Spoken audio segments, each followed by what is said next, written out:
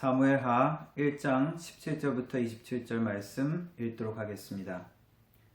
다윗이 이 슬픈 노래로 사울과 그의 아들 요나단을 조성하고 명령하여 그것을 유다 족속에게 가르치라 하였으니 곧 활 노래라. 야살의 책에 기록되었으되 이스라엘아 내 영광이 산 위에 죽임을 당하였도다. 오호라 두 용사가 엎드러졌도다. 이 일을 가드에도 알리지 말며 아스글론 거리에도 전파하지 말지어다. 블레셋 사람들의 딸들이 즐거워할까? 할례받지 못한 자의 딸들이 개가를 부를까 염려로다. 길보아 산들아 너희 위에 이슬과 비를가 내리지 아니하며 재물 낼 밭도 없을지어다. 거기서 두 용사의 방패가 버림바 됨이니라. 곧 사울의 방패가 기름 부음을 받지 아니함 같이 됨이로다. 죽은 자의 피에서 용사의 기름에서 요나단의 활이 뒤로 물러가지 아니하였으며 사울의 칼이 헛되이 돌아오지 아니하였도다. 사울과 요나단이 생전에 사랑스럽고 아름다운 자이러니 죽을 때에도 서로 떠나지 아니하였도다. 그들은 독수리보다 빠르고 사자보다 강하였도다. 이스라엘 딸들아 사울을 슬퍼하여 울지어다. 그가 붉은 옷으로 너희에게 화려하게 입혔고 금놀이개를 너희 옷에 채웠도다. 오라 두 용사가 전쟁 중에 엎드러졌도다. 요나단이 내 산 위에서 죽임을 당하였도다. 내 형 요나단이여 내가 그대를 애통함은 그대는 내게 심히 아름다움이라. 그대가 나를 사랑함이 기이하여 여인의 사랑보다 더하였도다. 오호라 두 용사가 엎드러졌으며 싸우는 무기가 망하였도다 하였더라. 아멘.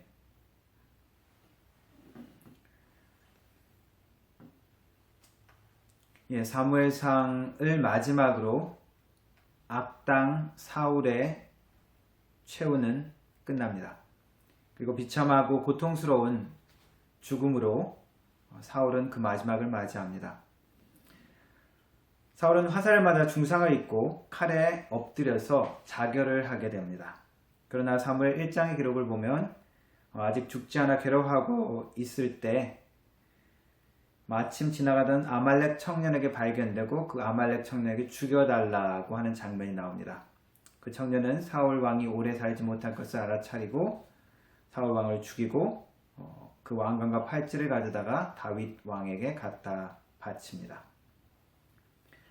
사울 왕이 죽었으니까 좋아할 것 같고 그 왕관과 팔찌를 가져와서 좋아할 것 같았지만 다윗 왕은 오히려 이스라엘의 패배와 사울 왕의 사망 소식을 듣고 슬퍼하고 애통해합니다. 그리고 이 사울 왕을 죽인 이 아말렉 청년을 사형시킵니다.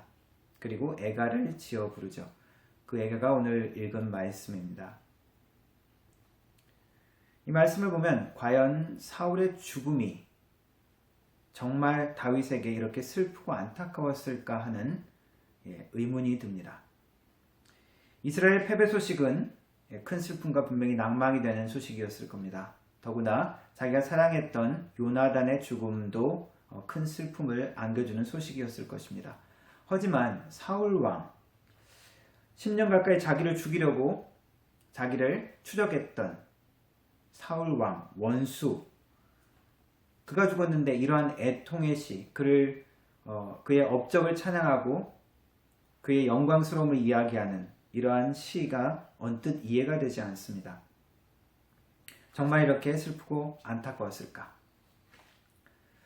국가의 재난이나 어떤 사고가 일어나면 정치 지도자들이 방문해서 위로하거나 애도하기도 하죠.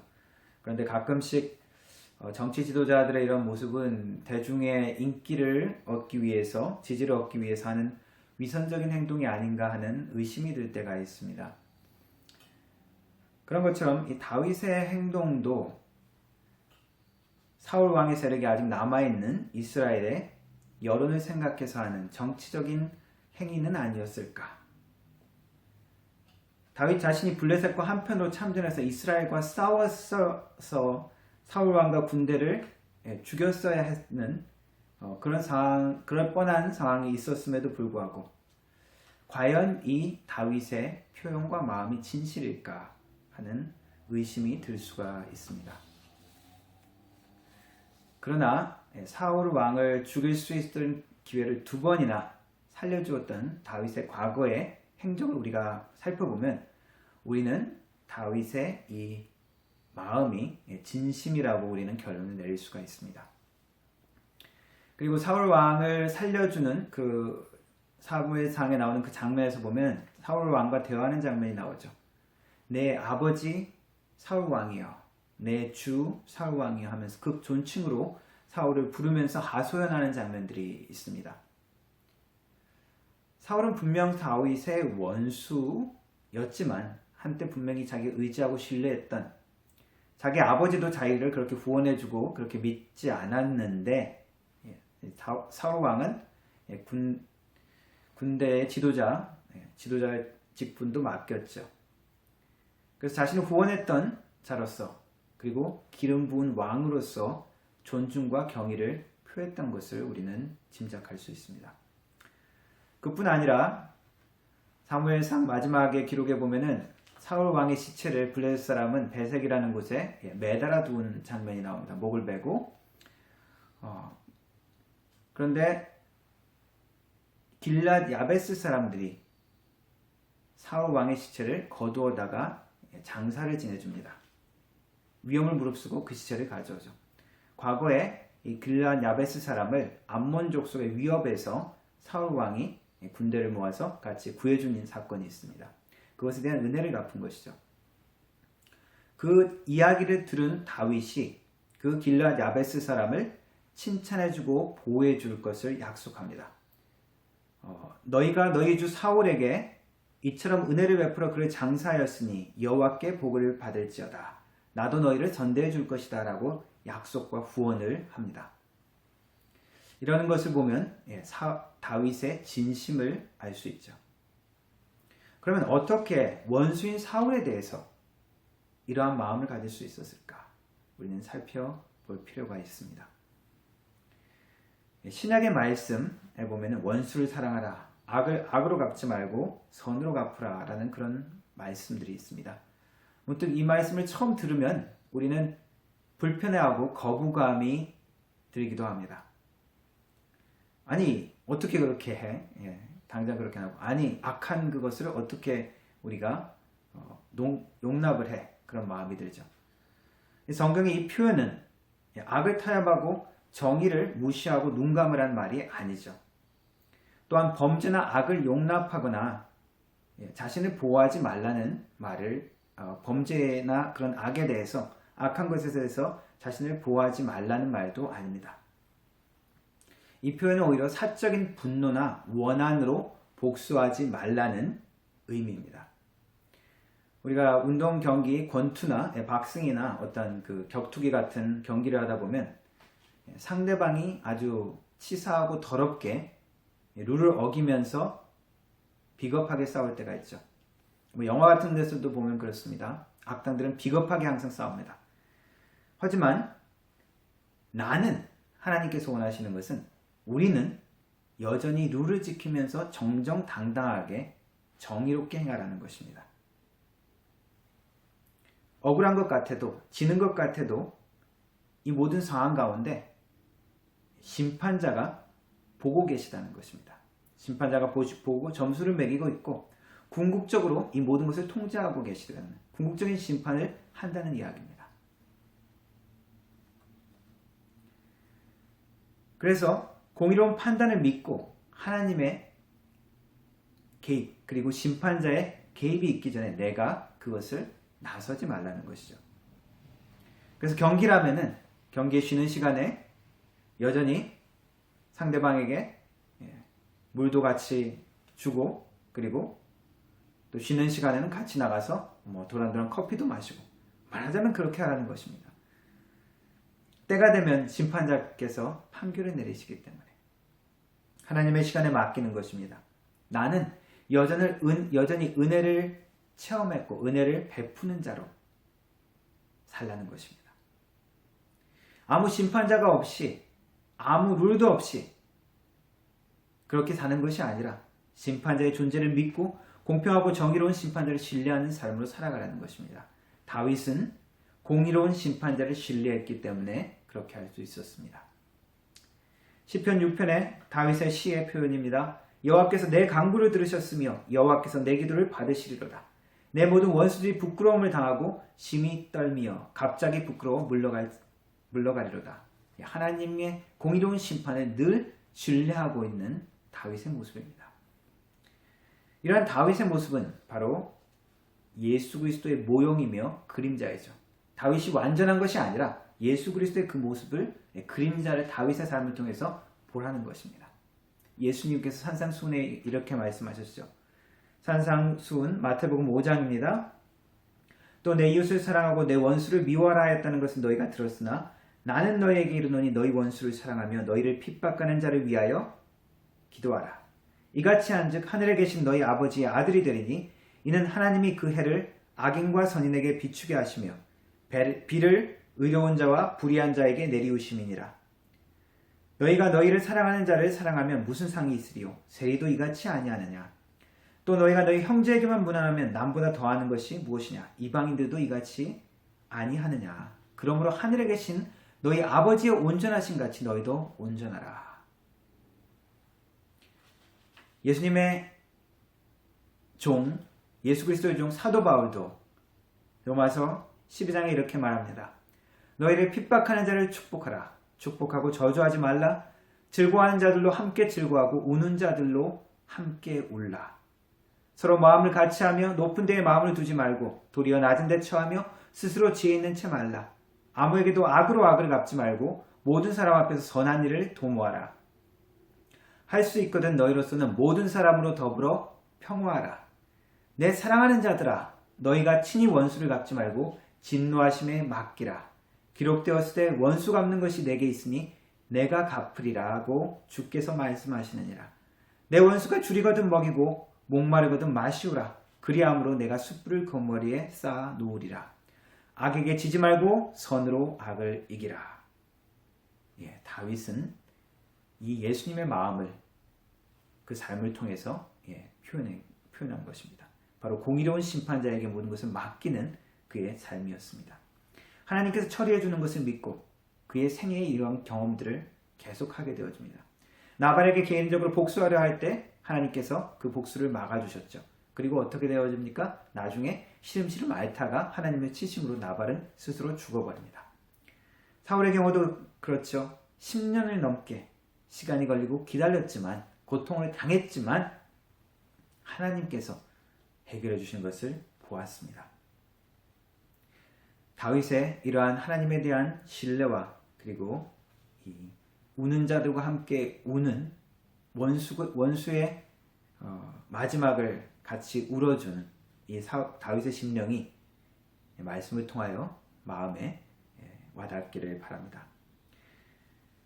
또한 다윗의 이러한 신뢰는 하나님과의 교제를 통해서 생겨난 신뢰입니다.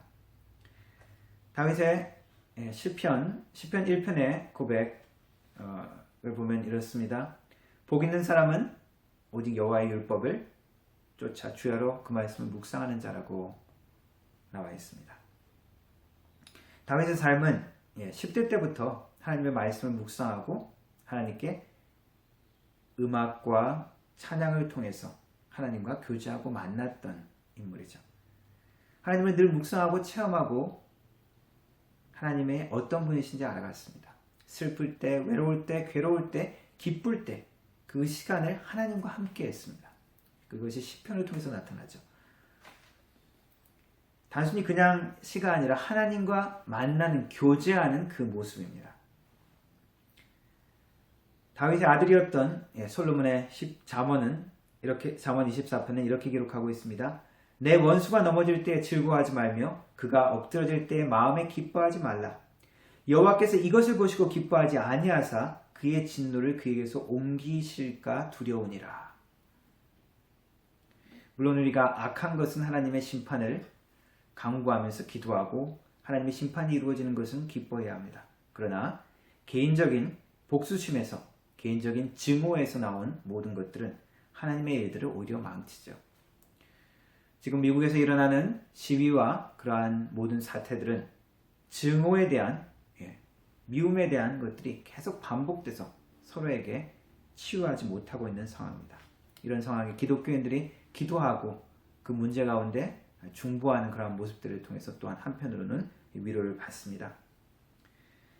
유명한 설교자 워렌 워스비는 이 사무엘하 주석의 제목을 Be Restored라고 썼습니다. 회복되어라, 치유하라라는 그런 말씀이죠. 이것은 다윗의 삶, 사무엘하에 나오는 다윗의 삶에 어울리는 제목이기도 합니다. 본격적인 왕이 되면서 다윗은 더욱더 깨어지고 그 마음의 상함을 더욱더 경험하게 되어집니다. 사울왕의 잔존 세력과 그리고 자신을 지지하는 유다로 갈라진 그 이스라엘의 내전이 한 7년 넘게 지속되어지죠. 그리고 나중에 통합 이스라엘 왕이 된 이후에 밧세바를 취함으로 무너져버린 자신의 정결함, 하나님 앞에 대한 신실함, 그 문제를 보게 되어집니다. 자신의 그 깨어지는 모습, 상한 모습을 통하여 또한 사랑하는 아들 압살롬의 반란을 통해서 이스라엘은 또 한 번의 내전의 그러한 소용돌이에 휘말리게 되는 상황을 겪게 되죠. 다윗의 이 삶 그리고 그 가슴이 참으로 썩어 문드러지지 않았을까 그런 생각들이 듭니다. 이러면서도 이런 이야기들을 쭉 다 이해하면서도 난 다윗처럼 살고 싶어, 다윗과 같은 하나님의 마음에 합한 자가 되고 싶어, 이런 말이 쉽게 나올까? 이런 아픔과 고통을 겪으면서, 이러한 곤란을 겪으면서, 이러한 깨어짐을 겪으면서 왕위의 자리에 그렇게 있고 싶을까? 저한테 묻는다면 저는 아니로소이다라고 대답할 것입니다. 그러나 이번 설교의 주제를 상함을 통한 치유라고 적었는데, 상처받은 치유자라는 제목의 책이 있습니다. 헨리 나우엔이라는 분인데, 그분의 이 책이나 그분의 묵상 내용처럼 예수님의 모습 자체가 상처받은 치유자였고, 이 세상의 모든 상처 가운데, 그리고 우리 자신의 상처 가운데서도 하나님의 치유자로 살기를 원하는 것이 모든 기독인들에게 원하는 하나님의 계획이라고 가르쳐주고 있습니다. 그래서 이번 사무엘하의 주제를 상함을 통한 치유라고 잡았습니다. 금세기에 가장 치열했던, 사상자를 많이 냈던 전투가 1차 세계대전입니다. 그 전투 중에서도 쏨 전투라는 전투가 캐네디언 군대도 많이 참여했던 전투가 있었습니다. 첫날 전투에만 영국군 사상자가 58,000명이 나온 아주 치열하고 피비린내 나는 그러한 전투였습니다. 이 쏨 전투에 참전하게 되는 병사가 휴가를 가게 되면서 영국의 이제 고향으로 가는 기차에서 중년 사업가를 만난 이야기를 읽었습니다. 그 장면에서 이 중년 사업가는 자기의 사업이 얼마나 번창하는지, 군수 사업을 하면서 얼마나 이것들이 지금 번창하는지, 그리고 곧 승리할 것들을 흥분해하면서 막 그 병사하고 이야기를 하는데, 그 병사의 그 마음속의 그 회상이, 그 중년 남자는 자기보다 분명히 나이가 들었고 오래 살았지만, 그 중년 그 사업가가 훨씬 나이가 어린, 아주 철이 덜 들은 것 같은 그런 느낌을 받았다는 것이죠. 전장의 비참함과 그 잔인함, 인간 생명의 보잘것없음을 경험한, 그리고 사람의 생명이 얼마나 보잘것없게 처절하게 되었는지 그것을 체험하고 만져본 이 젊은 병사는 그 중년 사업가가 어린 나이처럼 보였을 것입니다. 아픔을 겪고 깨어짐을 경험한 사람은 그것을 경험하지 못한 사람들과 다른 것을 보고 느끼게 되어집니다. 인간의 참된 가치가 무엇인지, 과연 나는 어떠한 존재인지, 삶의 진정한 의미가 무엇인지, 어떤 가치를 위해서 정말 살아야 하는지, 그것을 생각하고 고민하고 보게 된다는 것이죠. 그래서 더 참된 것, 그리고 더 영원하고 더 완전한 것을 소망하게 된다는 것입니다. 하나님의 사람에게도 동일한 것을 원하십니다. 의인은 고난이 많으나 여호와께서 그의 모든 고난에서 건지시는도다. 시편의 고백입니다. 예수님께서도 제자들에게 세상이 너희를 미워할 것이다 라고 말씀하셨고, 사도 바울도 경건하게 살고자 하는 자들에게는 박해가 있을 것이다 라고 말씀했습니다. 우리에게 그러한 고난이, 그러한 핍박이, 그러한 도전이 잘 느껴지지 않는다면 이것은 우리가 하나님이 원하시는 그 방향대로 나아가지 않고 있기 때문일 수도 있습니다. 베풀고 나누지 않으려고 하기 때문일 수 있습니다. 내가 아까워서 내가 손해보지 않으려고 베품과 나눔을 통해서 하나님의 풍성함을 경험할 수 있는 것을, 그 손길을 나는 베풀지 않고 있을 수 있습니다. 내 시간이 아까워서 내 삶에 누리는 것이, 그것을 포기하기 싫어서 우리는 내 시간을 손해보지 않기 때문에 나는 평안할 수 있습니다. 내가 공동체에 헌신하지 않기 때문에, 공동체를 위해서 내가 나의 헌금을 드리고 11조를 드리고 그리고 공동체의 사역에 헌신하지 않기 때문에 나는 고통스럽지 않고 도전이 없을 수가 있습니다.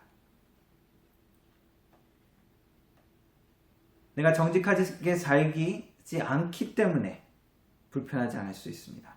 정직하게 살려면 세금도 더 내야 되고 책임도 더 져야 되고, 내가 잘못한 그 모든 것들에 대한 비난도 온전히 다 내가 감수해야 되죠. 세상은 협조하지 않을 것입니다. 때로는 우리 가족도, 남편도 아내도 자녀들도 협조하지 않을 것입니다. 우리 부모도 협조하지 않을 수도 있습니다. 그러나 하나님이 원하시는 것은 여전히 이 모든 과정 가운데서도 하나님을 신뢰하면서 하나님께 함께 나아가기를 원하십니다. 원수의 그 모든 모습들을 통하여서도 내가 애통하는 마음으로 함께 슬퍼하는 그러한 넉넉한 마음과 하나님의 은혜를 체험하는 사람으로 우리가 살아가기를 원하십니다. 우리가 말로 표현하기는 쉽습니다. 여전히 과정은 우리를 쓰라리게 하고 우리를 외롭게 하고 버림당하게 하고 썩어 문드러지게 우리의 가슴이 아픔을 경험합니다. 그리고 많은 시간을, 인내를 통과해야 하고 많은 기다림과 눈물을 쏟아야 할 수도 있습니다. 그러나 하나님은 다른 방법으로 우리를 이끄시지 않습니다. 힘들지만, 고통스럽지만, 상함을 경험하지만 그것을 통하여, 내가 상함을 경험하지만 그것을 통하여서도 하나님의 치유하심이 나타나기를 원하십니다. 하나님의 다루심과 하나님의 방법이 우리는 싫어서 거부하려고 하죠. 우리는 고통이 싫기 때문입니다. 하나님은 왜 내 기도에 응답을 하지 않으시는지, 저 원수는 왜 저렇게 형통하는지, 하나님께 더욱더 하나님과 만남으로 이 질문에 대한 답을 하나님을 통해서 마음으로 받기를 원합니다. 다윗의 깨어짐의 시작은 또다시 시작되어집니다. 골리앗을 쓰러뜨렸을 때 이제 앞길이 창창하고 평안한 것이 아니라 그때부터 하나님께서 훈련하는 것이 시작되어졌죠. 이제 사울 왕 원수가 또 하나 죽었습니다.